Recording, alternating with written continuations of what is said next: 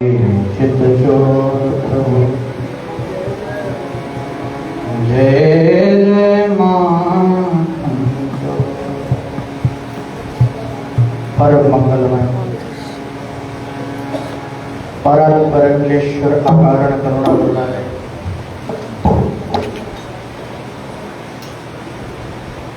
Mic रोज क्यों change कर देते हैं? पता नहीं कैसे क्या लगाते हैं। ये वाला कर दूंगा, ये वाला कर दूंगा। पता नहीं इधर सब क्या करते हैं। पारब्रह्म परमेश्वर की पावन कथा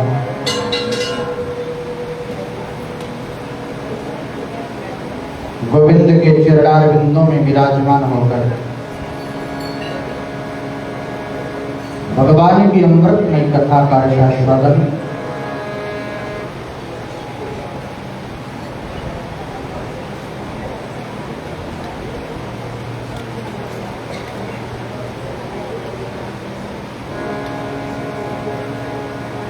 आए बड़े भाव से एक क्षण भगवान के नाम का गुणानुवाद, तत्पश्चात सुंदर भगवान की अमृतमय कथा का आस्वादन।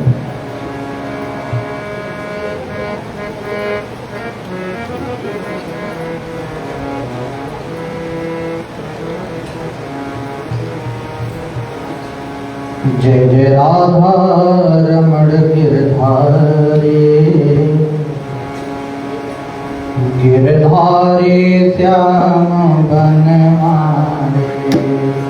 जय जय राधा रमण गिरधारी, गिरधारी श्याम बनमाली।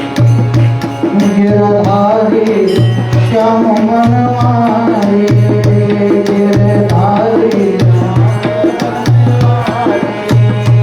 गिरधारी श्याम बनमाली, गिरधारी श्याम बनमाली। जय जय राधा रमण गिरधारी, गिरधारी श्याम बनमाली। जय जय राधा रमण गिरधारी,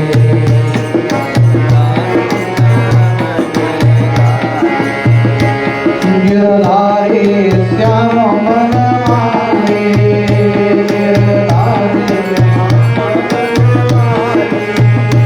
गिरधारी श्याम बनमाली, गिरधारी श्याम बनमाली।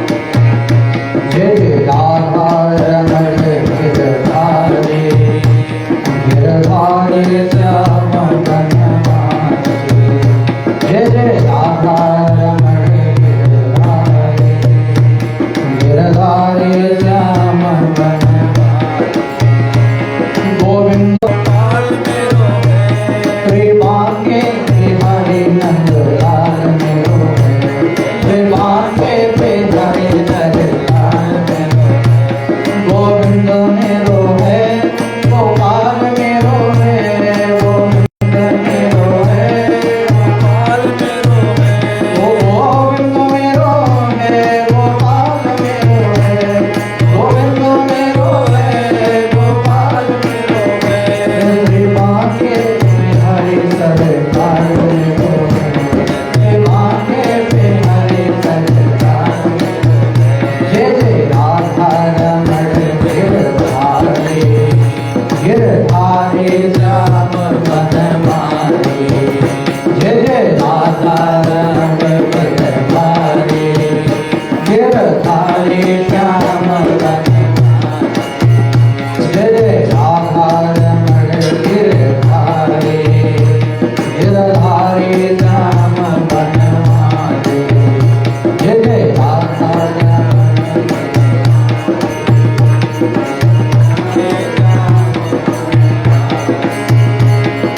गोविंद बोलो हरि गोपाल बोलो, गोविंद बोलो हरि गोपाल बोलो,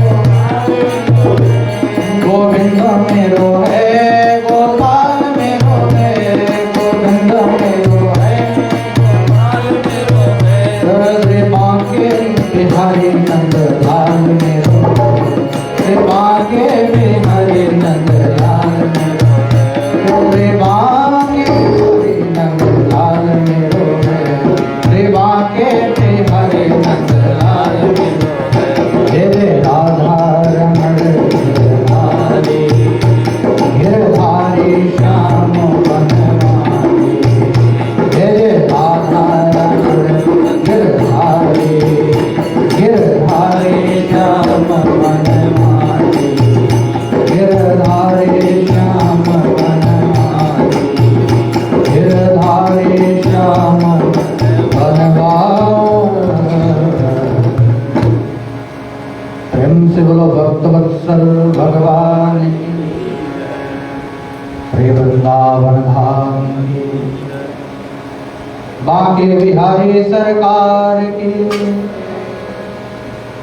राधा दामोदर भगवान की, जय जय श्री राधे, जय जय श्री राधे, जय जय श्री राधे श्याम।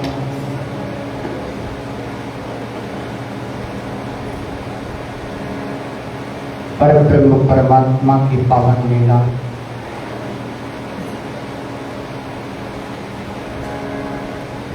भक्तों के अद्भुत अद्भुत चरित्र का वर्णन, भगवान के एक भक्त हुए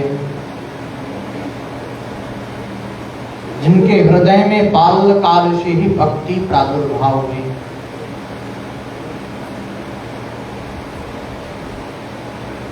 बड़ा अद्भुत चरित्र है। न जाने कौन से गुण पर दया निज रीझ जाते हैं, यही हरिभक्त कहते हैं, यही सदग्रंथ गाते हैं। ऐसा कौन सा गुण परमात्मा को भा जाए पता ही नहीं चलता।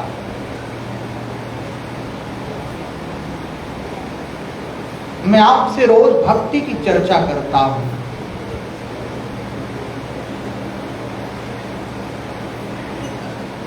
भक्ति करो लेकिन बिना विचार के करो। भक्ति में अविचार का बड़ा महत्व है, बिना विचार के। महाराज भाव की प्रधानता लेकर के भक्ति में डूब जाओ। यदि हम लोग सोच विचार के भक्ति करते हैं तो भक्ति का रस क्षीण हो जाता है। और बिना विचार के जो भक्ति करता है, जो भाव में आया वो ठाकुर जी को खिलाया, जो भाव हमारे हृदय में जागृत हुआ वो वस्त्र पहना दिया। यह नहीं देखना है कि ठाकुर जी को कब नैवेद्य करना है। आरती पहले हो जाए तो हो जाने दो, नैवेद्य बाद में भी लग जाएगा। नैवेद्य पहले लग गया तो लग जाने दो, आरती बाद में भी हो जाए। परमात्मा नियम से नहीं मिलते। मैंने एक से एक नियम वालों को देखा है, नियम से परमात्मा नहीं मिलते। परमात्मा केवल भक्ति से मिलते हैं, भाव से मिलते हैं, आपके हृदय के प्रेम से मिलते हैं। आपके हृदय में भावना क्या है, कर्म कैसा कर रहे हो ईश्वर को, यह संबंध नहीं रखता, लेकिन किस भाव से कर रहे हो ये मायने जरूर रखता है। इसलिए भाव। और महाराज जब पुंडरीनाथ भगवान के यहाँ लाइन में लगे तो उनका चित्त कहाँ था? चप्पल में, कि कहीं ऐसा ना हो कि मेरे चप्पल कोई उठा करके ले जाए। तुकाराम जी ने बड़ी अद्भुत बात, पीठ में बांध लेते हैं और मंदिर में पुंडरीनाथ भगवान में पहुंच जाते हैं। अब जब पहुंचे तुकाराम जी के मन में ये भाव आया, ये भाव जागृत हुआ, मैं मंदिर में विराजमान हूं, भगवान के दर्शन करने जा रहा हूं, लेकिन मेरा चित्त तो मेरे चप्पलों में रखा है कि कहीं कोई उठा करके ना ले जाए। भगवान के दर्शन का क्या लाभ? यदि चित्त हमारा संसार की वासनाओं में लगे, यदि चित्त हमारा महाराज यहाँ बैठने के बाद भी परमात्मा के चरणों में ना लगे, तो न कथा का लाभ है न दर्शन का। प्रत्येक परिस्थिति में चित्त केवल ईश्वर के चरणों में होना चाहिए। तुकाराम जी ने कमर से बांध लिया उन चप्पलों को, मंदिर पहुंचे, लोगों ने बड़ी अद्भुत बात देखा कि अरे तुकाराम तो चप्पल बांध के आया है। सब लोगों ने बड़ा प्रताड़ित किया तुकाराम जी को, मारने लगे। दुष्ट हो तुम, तुम्हें नियम नहीं पता, मंदिर के अंदर चप्पल प्रवेश नहीं किए जाते। तुकाराम जी के किसी ने नहीं सुना, मंदिर के बाहर निकाल दिया और कह दिया गया आज के बाद तुम्हारा मंदिर में आना ही निषेध है, आज से तुम नहीं आओगे। तुकाराम जी बाहर विराजमान होकर के रोने लगे और भगवान पुंडरीनाथ से कहने लगे, प्रभु यदि मेरा मन ही आपके चरणों में ना लगता, चप्पल में लगा रहता, तो आपके दर्शन का क्या लाभ हो। तुकाराम जी बाहर जिस गेट पे बैठे हैं, ऐसा वर्णन आता है कि पुंडरीनाथ भगवान का मुख ही उस तरफ घूम गया, लोगों को दर्शन देना ही बंद कर दिए पुंडरीनाथ भगवान। गोसाई जी गए, भगवान का मुख इधर देखा तो तुकाराम रो रहा है, गोसाई जी चरणों में गिर गए। धन्य है तुकाराम, तेरे भाव की बड़ी प्रधानता। परमात्मा आपके भक्ति भाव से ही प्रसन्न होते हैं। आप यदि उनको भक्ति से कुछ भी कर दो, मैंने कहा ना, परमात्मा के लिए विचार नहीं करना चाहिए, ऐसा करूं कि ऐसा करूं कि ऐसा करूं, नहीं, भाव की प्रधानता।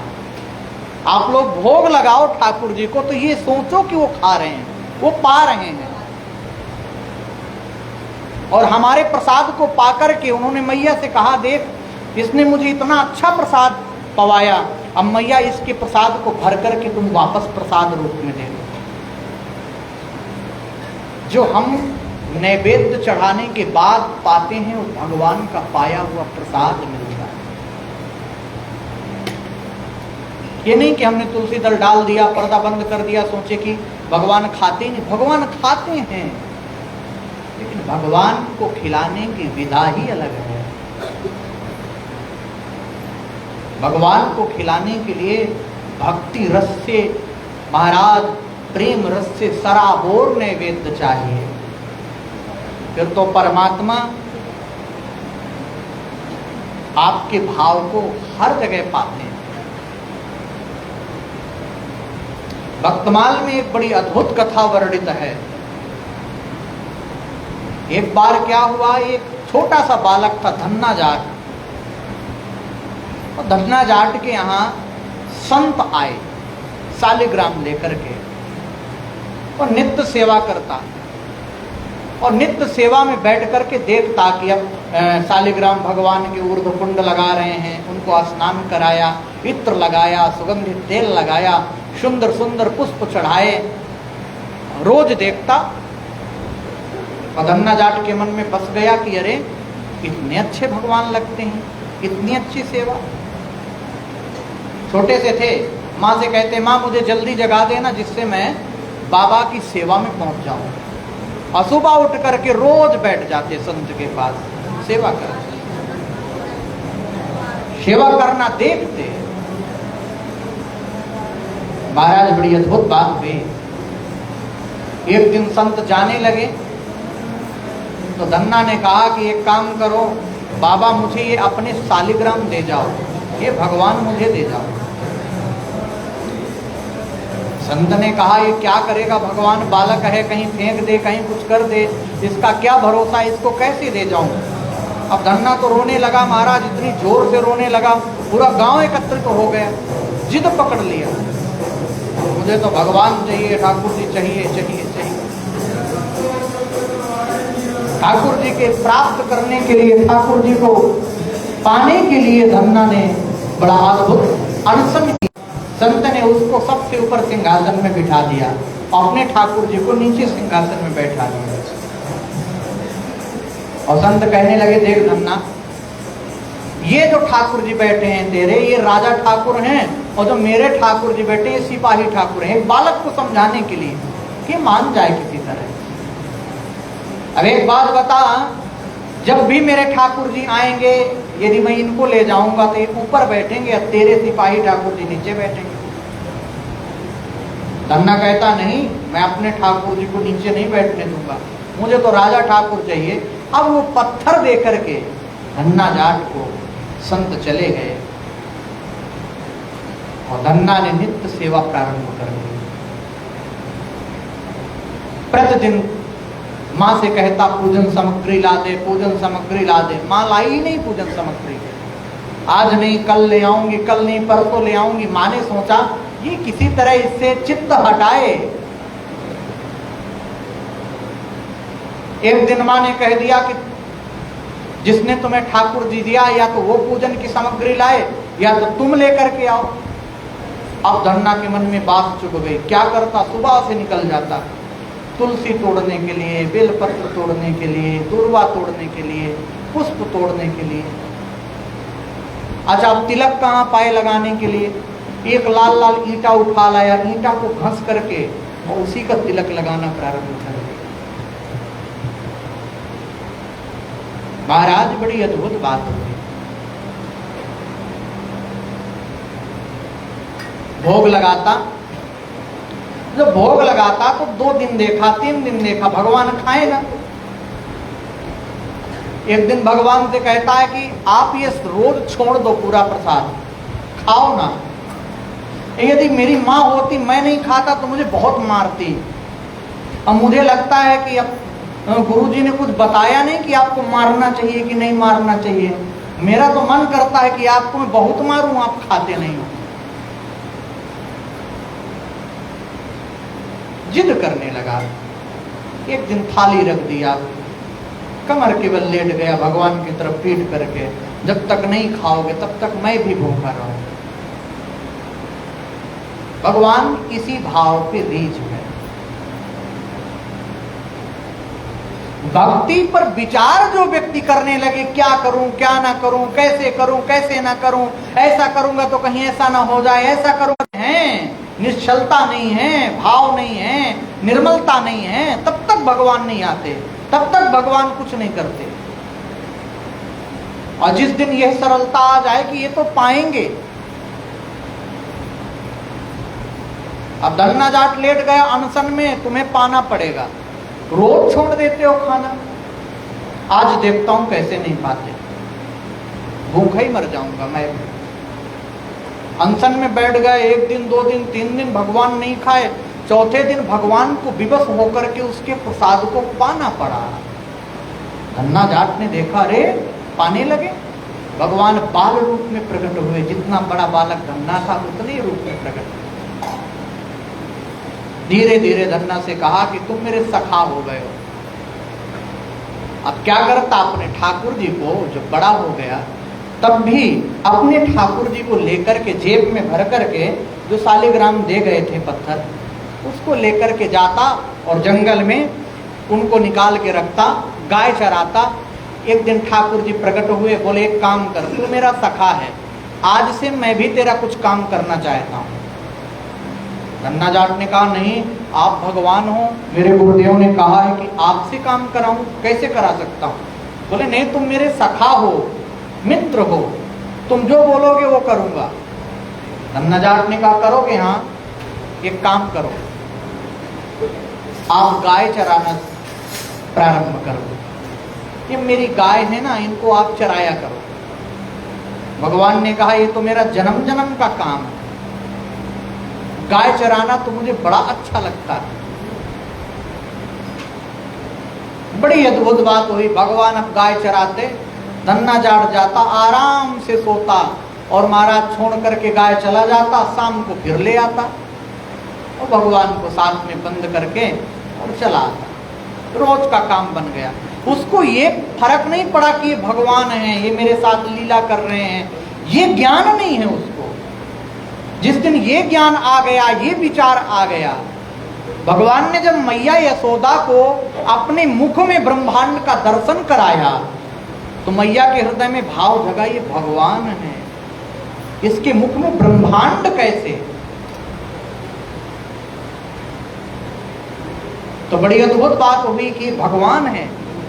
भगवान ने तुरंत अपनी माधुर्य लीला को प्रेरित किया कि नहीं, इस भाव को मत जगने देना, क्योंकि यदि मैं भगवान बन करके मैया यशोदा के यहाँ रहा तो जितनी सेवा मैया पुत्र के रूप में करती है उतनी सेवा मेरी भगवान के रूप में नहीं करेगी। फिर मैया विचार करने लगेगी कि ये भगवान है, इसको क्या खिलाऊं, ये भगवान इसको कैसे नहलाऊं, ये भगवान है इसको कैसे वस्त्र पहनाऊं। अभी तो मैया अपने पुत्र के भाव से जो चाहती है खिलाती है, जो चाहती है उसको भाव से पवाती है, और मैं बड़े प्रेम से पाता हूं। और भगवान को पवाने के लिए मिश्री दाना, इलायची दाना काफी है, माखन मिश्री थोड़ी खिलाएगी मैया। फिर आप तो रोज मिश्री दाना में टांग दिया जाए, यही खा के रहो, रह पाओगे? नहीं रह पाओगे। इसका मतलब ये है ना कि हम उनको मिश्री दाना खिला रहे हैं तो हमारे हृदय में ये भाव है कि ये भगवान है, मूर्ति है, जो समर्पित कर दो कर दो। ये भाव हमारे हृदय में कहाँ जगा कि ये पाते भी हैं, इनको भूख भी लगती है, इनको कुछ खिलाना भी चाहिए, कहाँ जगा भाव? और जिस दिन ये भाव जग गया उस दिन आप तरह तरह के व्यंजन खिलाना प्रारंभ कर दो। जिस दिन जान जाओगे कि ये पाते हैं ठाकुर जी, उस दिन महाराज आपसे रहा नहीं जाएगा उसको खिलाए बिना, उसकी सेवा के बिना।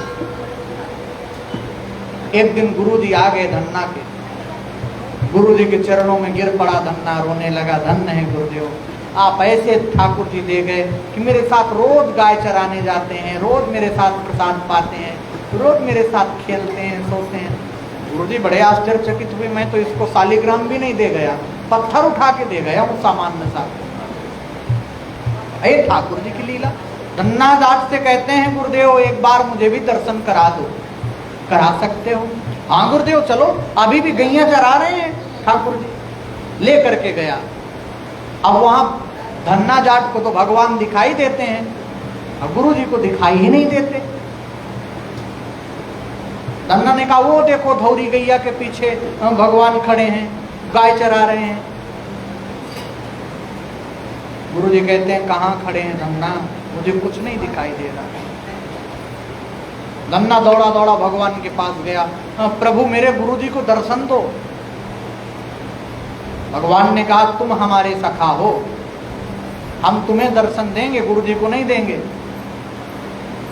धन्ना ने कहा ये जो ठाकुर जी विराजमान है गुरु जी ही दे के गए हैं।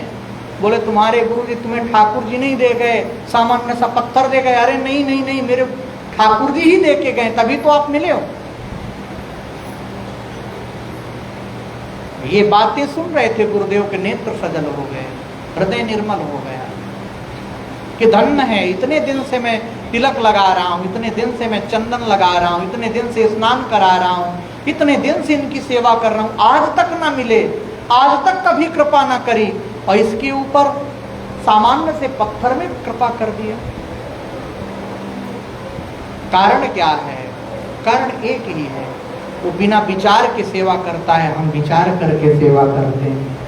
हमारे अंदर ये भाव है कि भगवान की सेवा कैसे करें, और वो ये नहीं देखता कि भगवान को हम सूखी रोटी खिला दें या कुछ दाल चावल खिला दें, जो वो खाए वही खिलाए, भगवान बड़े प्रेम से खाए। धन्ना जाट ने कहा प्रभु एक बार निश्चित रूप से आप हमें दर्शन दे दो, मेरे गुरुदेव को दर्शन दे दो। तो बड़ी अद्भुत बात हुई। ठाकुर जी नील सरोवर नील मणि नील नील धर श्याम, नीलांबर धारण करके परमात्मा आज प्रकट होते हैं। और जब प्रकट हुए तो निश्चित रूप से धन्ना जाट के गुरुदेव धन्ना के चरणों में गिर पड़े। तेरी भक्ति, तेरा प्रेम बड़ा अद्भुत है। और निश्चित रूप से तुम मुझे आज यदि दर्शन करा दिए हो कि कृपा है परमात्मा की, और उसी की कृपा से संसार में सबका काम होगा। उसकी कृपा मिल जाए तो जीवन वास्तविक धन्य हो जाता है। मेरा आपकी कृपा से सब काम हो रहा, करते हो तुम कन्हैया, करते हो तुम कन्हैया, मेरा नाम हो रहा है। मेरा आपकी कृपा से सब काम हो रहा है। मेरा आपकी कृपा से सब काम हो रहा है। मेरा आपकी कृपा से सब काम हो रहा है। करते हो तुम कन्हैया, करते हो तुम कन्हैया, मेरा नाम हो रहा है। मेरा आपकी कृपा से सब काम हो रहा है। मेरा आपकी कृपा से सब काम हो रहा है। पतवार के बिना ही मेरी नाव चल रही है। पतवार के बिना ही मेरी नाव चल रही है। हैरान है जमाना, मंजिल भी मिल रही है। हैरान है जमाना, मंजिल भी मिल रही है। करता नहीं हूँ कुछ भी, करता नहीं हूँ कुछ भी, मेरा नाम हो रहा है। मेरा आपकी कृपा से सब काम हो रहा है। मेरा आपकी कृपा से सब काम हो रहा है। करते हो तुम कन्हैया, करते हो तुम कन्हैया, मेरा नाम हो रहा है। मेरा आपकी कृपा से सब काम हो रहा है। मेरा आपकी कृपा से सब काम हो रहा है। तुम साथ हो जो मेरे, किस बात की कमी है। तुम साथ हो जो मेरे, किस बात की कमी है। किसी और चीज की अब परवाह भी नहीं है। किसी और चीज की अब परवाह भी नहीं है। तेरी दया से भगवन, तेरी दया से भगवन, सब काम हो रहा है। सब काम हो रहा है। मेरा आपकी कृपा से सब काम हो रहा है। मैं तो नहीं हूँ काबिल, तेरा पार कैसे पाऊँ। मैं तो नहीं हूँ काबिल, तेरा पार कैसे पाऊँ। टूटी हुई बाड़ी से गुणगान कैसे गाए। मेरा आपकी कृपा से सब काम हो रहा है। मेरा आपकी कृपा से सब काम हो रहा है। करते हो तुम कन्हैया, करते हो तुम कन्हैया, मेरा नाम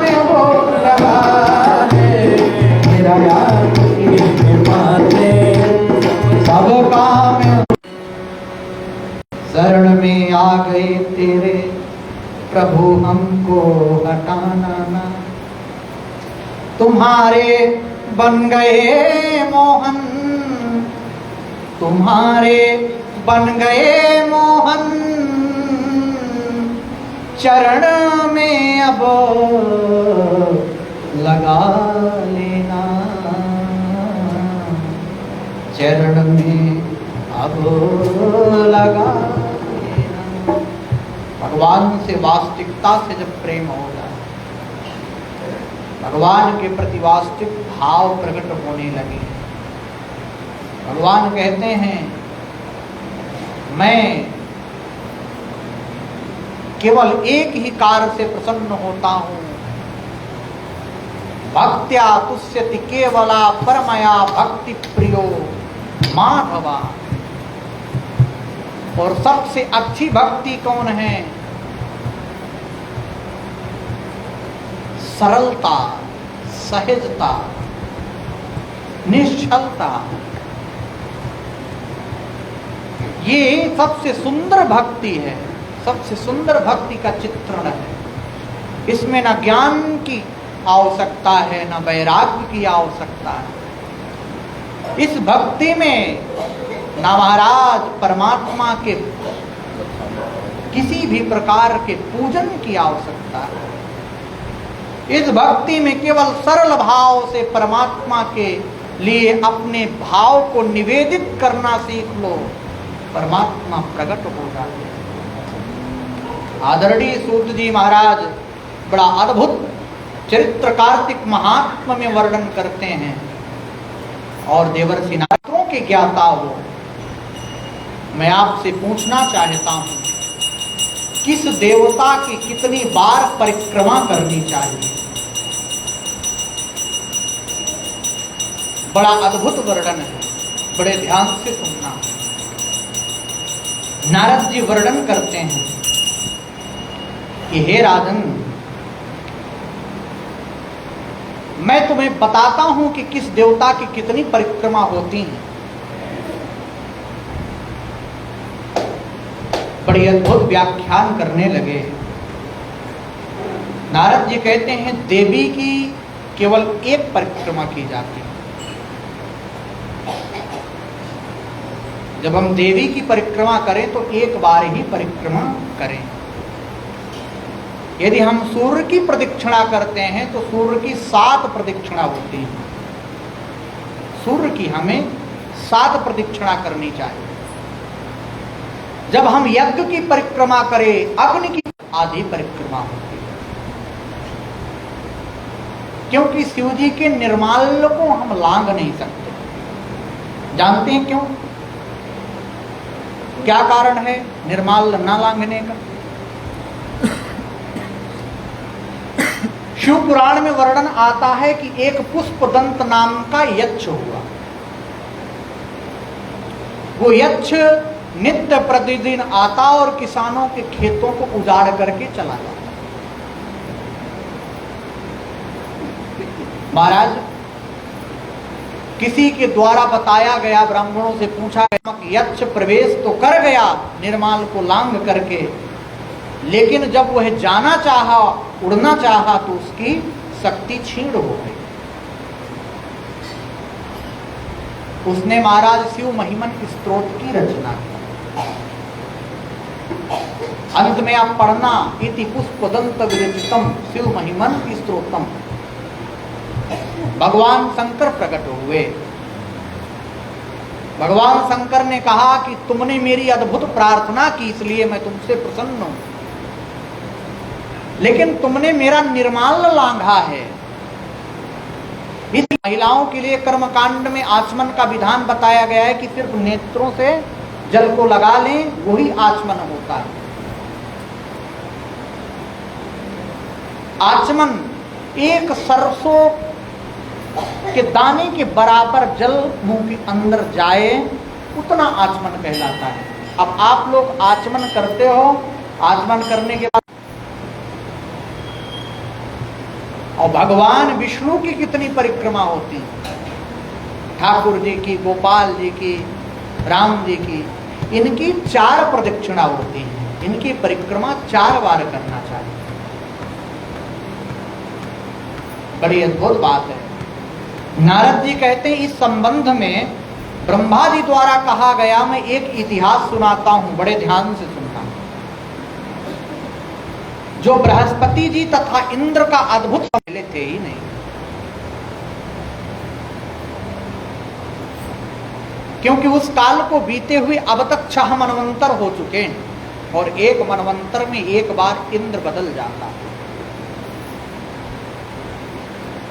ये इंद्र कल कोई बैठेगा जो 100 लेता है, 100 बार यज्ञ कर्म करने से वह इंद्र बन जाता है। तो महाराज 6 मनवंतर व्यतीत हो चुके, बृहस्पति जी कहते हैं, परंतु आपकी ही नगरी में एक सुधर्मा नामक व्यक्ति रहता है, वही आपको इसके बारे में बता सकता है कि ब्रह्म काल के पहले सृष्टि कैसी थी। उसके पास चलिए। तब इंद्र आदि सब देवताओं को साथ लेकर बृहस्पति जी सुधर्मा के पास गए और सुधर्मा ने गुरु जी के सहित इंद्र आदि देवताओं का यथा विधि पूजन किया, सत्कार किया। महाराज सुधर्मा की राज्य लक्ष्मी को देख करके इंद्र भी संकुचित हो गया कि इतनी राज्य लक्ष्मी सुधर्मा के पास, स्वर्ग से भी बढ़ करके। इसका रहस्य पूछा कि इतना वैभव तुम्हें मिला कैसे? तुमने कौन सा ऐसा यज्ञ किया, कौन सा ऐसा तप किया, कौन सा ऐसा दान किया जिसके कारण इतनी राज्य लक्ष्मी तुम्हारे यहां, इतना वैभव? तब सुधर्मा बड़ी अद्भुत बात करता है। जब 4 युगों की 1000 चतुर्युगी व्यतीत हो जाती है, तब ब्रह्मा जी का एक दिन होता है और उस दिन में 14 मनु और इंद्र होते हैं। जब हम विष्णु लोक में थे तब वहां रहते हमारे सामने इतने ब्रह्मा हो चुके हैं कि हम उनकी गणना नहीं कर सकते, सुधर्मा कहता है। ध्यान देना, आयु सबकी 100 वर्ष ही है, चाहे ब्रह्मा हो, शिव हो, लेकिन विष्णु शिव ये सब अनादिकाल से हैं, इनकी कोई आयु नहीं है। ये कालातीत हैं, काल से परे हैं, न ये घटते हैं न बढ़ते हैं, जो स्वरूप चाहे उस स्वरूप को धारण करते हैं। एक ही ब्रह्म 4 रूपों में भी प्रकट हुआ, एक ही ब्रह्म 2 रूपों में प्रकट हुआ। द्वापर में बलराम और कृष्ण आए, सतयुग में राम लक्ष्मण भरत शत्रुघ्न आए। एक ही ब्रह्म के सब स्वरूप हैं, कोई अलग नहीं। हमें भेद करने की आवश्यकता नहीं है और ना ही इनकी उम्र को जानने की आवश्यकता है, क्योंकि इनकी गणना हमारे बस की बात नहीं है कि इतना हम इनकी गणना कर सकें। बड़ी अद्भुत बात कहते हैं सुधर्मा, कहते हैं यह जो फल मुझे मिला इसके बारे में एक इतिहास है। पहले मैं मांस भक्षी एक गीध था, मांस का भक्षण करता था। एक समय कार्तिक शुक्ल पक्ष की 9वीं के दिन भगवान विष्णु के मंदिर पर बैठा हुआ एक दिन एक शिकारी ने आकर के मेरे बाण मार दिया और जिससे घायल होकर के मैं भगवान विष्णु के मंदिर में गिरा। और उसी समय मांस के लोभी एक कुत्ते ने आकर के मुझको पकड़ लिया। उसे देखकर अन्य कुत्ते भी वहां आ गए। वह कुत्ता उनसे डर कर के मंदिर के चारों ओर चक्कर लगाने लगा, परिक्रमा करने लगा। अन्य कुत्ते भी उसके पीछे पीछे भागते रहे। इस प्रकार सबकी प्रदक्षिणा हो गई और इसी बीच में मेरी मृत्यु हो गई। अब प्रदक्षिणा से भगवान अत्यंत प्रसन्न हुए, उन्होंने मुझे अपना परम पद दिया। यह बात सुनकर इंद्र अत्यंत प्रसन्न हुआ और उन्होंने भी विधि पूर्वक भगवान का पूजन व प्रदक्षिणा की। नारद जी कहते हैं, राजन, कार्तिक शुक्ल पक्ष की जो 9वीं तिथि है, ये सतयुग की आदि तिथि है। उस दिन भगवान की पूजा, प्रदक्षिणा, व्रत, दान, तप, यज्ञ करने से कई गुना फल प्राप्त होता है। यदि कार्तिक कृष्ण पक्ष की नवमी को मथुरापुरी में जाकर भगवान का पूजन किया जाए, प्रदक्षिणा किया जाए, तो उससे और अनंत फल की प्राप्ति होती है। प्रदक्षिणा करने से जितने पग उठते हैं उतने ही कुल वैकुंठ में वास करते हैं, ऐसा वर्णन आता है। तो आप लोगों का तो सौभाग्य है कि आप नित्य प्रदक्षिणा करते हैं, एक एक पग जाकर के नगर भ्रमण करते हो, भगवान का गुणान्वान करते हो।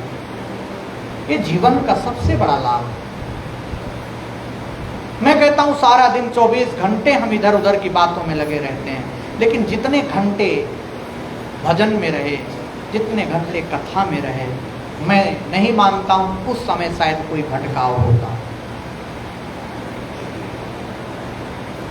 यदा कदा यदि किसी का हो जाए भटकाव तो नहीं कहता, बाकी भगवान की कथा और भजन में भटकाव तो संभव नहीं। और ये जीवन के आपके सबसे अद्भुत पल है, अद्भुत पल है। और भगवान संगीत से बड़े अद्भुत रिश्ते हैं, ये भी बता दें। भगवान के सामने बैठकर के आप गुनगुनाया करो, गीत गाया करो। भगवान ने जिसको कंठ दिया है, भगवान ने जिसके गाने के लिए परमात्मा ने वाणी दी है, गाओ, ईश्वर के लिए गाओ। लोगों को रिझाने के लिए नहीं गाना चाहिए, केवल भगवान के लिए गाना चाहिए। भगवान कहते हैं वेदा नाम साम वेदोस्मी, और साम वेद ही संगीत की जननी है। साम वेद से ही संगीत की उत्पत्ति है। नादो ब्रह्म, नाद ही ब्रह्म है।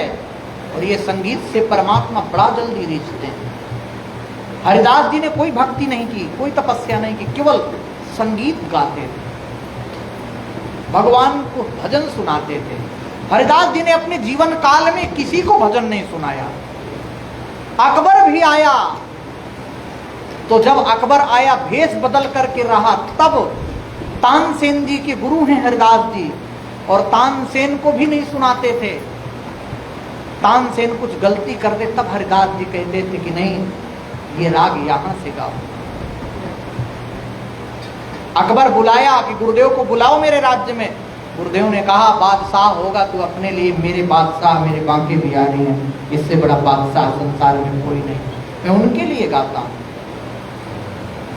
कोई भी कर्म हो तन मन धन से यदि प्रभु को समर्पित करके किया जाए, मन में भावना बना ली जाए, सौंप दिया, जीवन का सब भार तुम्हारे हाथों में, तो याद रखना परमात्मा भी आपके हर पल खड़ा रहता है। भगवान कहता एक पग बढ़ा, और तू एक पग बढ़ाएगा तो मैं 100 पग चल करके तुझे लेने के लिए आऊंगा, ये मेरा वादा है। बोलो राधे राधे।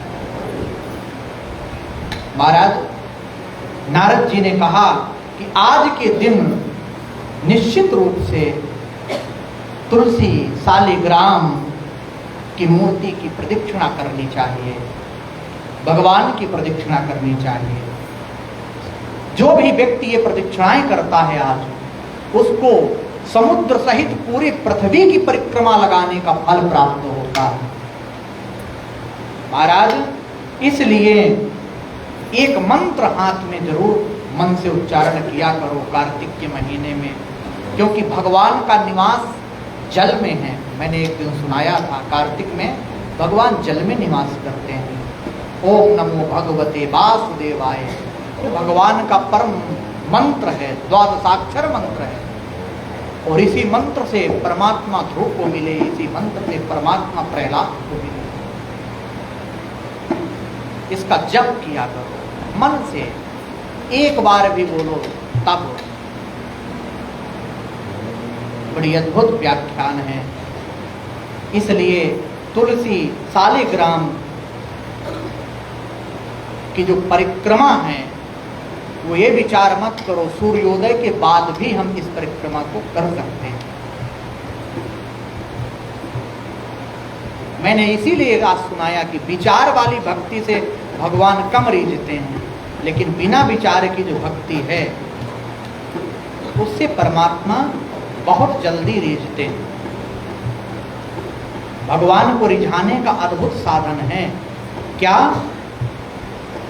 सबसे बड़ा साधन है प्रेम, भक्ति, विरह।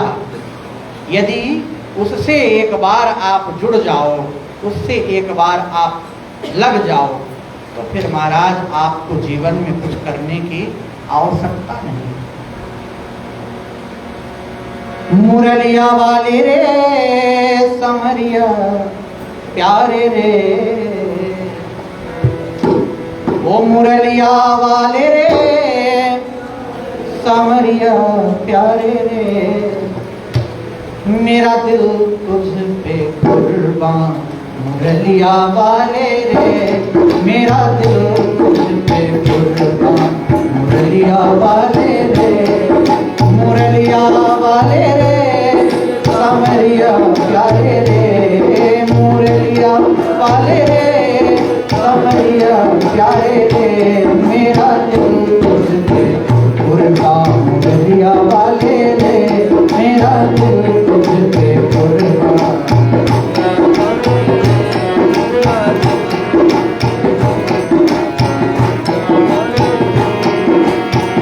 देखी है जब से ये तस्वीर तेरी, देखी है जब से ये तस्वीर तेरी, तब से बदल गई है तकदीर मेरी, तब से बदल गई है तकदीर मेरी, तब से बदल गई है तकदीर मेरी। ओ मुरलिया वाले रे समरिया प्यारे रे, मुरलिया वाले रे समरिया प्यारे रे, तू मेरा बागवान है मुरलिया वाले रे, तू मेरा बागवान है मुरलिया वाले रे, मेरा दिल तुझ पे कुर्बान समरिया प्यारे रे, मेरा दिल तुझ पे कुर्बान समरिया प्यारे रे, मुरलिया वाले रे समरिया प्यारे रे, मुरलिया वाले रे समरिया प्यारे रे, मेरा दिल तुझ पे कुर्बान मुरलिया वाले रे, मेरा दिल तुझ पे कुर्बान। मैं तो तेरा एक दीदार चाहूं, मैं तो तेरा एक दीदार चाहूं, मैं तो तेरा एक दीदार चाहूं, दीवाना तेरा तेरा प्यार चाहूं, दीवाना तेरा तेरा प्यार चाहूं, दीवाना तेरा तेरा प्यार चाहूं, मुरलिया वाले समरिया प्यारे रे, मुरलिया वाले रे समरिया प्यारे रे, अब तो तूने मेरी जान मुरलिया वाले रे, अब तो तूने मेरी जान मुरलिया वाले रे, मेरा दिल तुझ पे कुर्बान मुरलिया वाले रे, मेरा दिल ओ चाहे कुछ भी करे जमाना, चाहे कुछ भी करे जमाना, पागल हुआ तेरा दीवाना, पागल हुआ एक तेरा दीवाना, पागल हुआ एक तेरा दीवाना, पागल हुआ एक तेरा दीवाना, मुरलिया वाले रे समरिया प्यारे रे, मुरलिया वाले रे समरिया प्यारे रे, अब तो हो जा मेहरबान मुरलिया वाले रे, अब तो हो जा मेहरबान मुरलिया वाले रे, मेरा दिल तुझ पे कुर्बान मुरलिया वाले रे, मेरा दिल तुझ पे कुर्बान मुरलिया वाले रे, मेरा दिल तुझ पे कुर्बान मुरलिया वाले रे। प्रेम से बोलो भक्तवत्सल भगवान वृंदावन धाम बांके बिहारी शरण राधा दामोदर भगवान जय जय श्री राम जय जय जय जय श्री राधे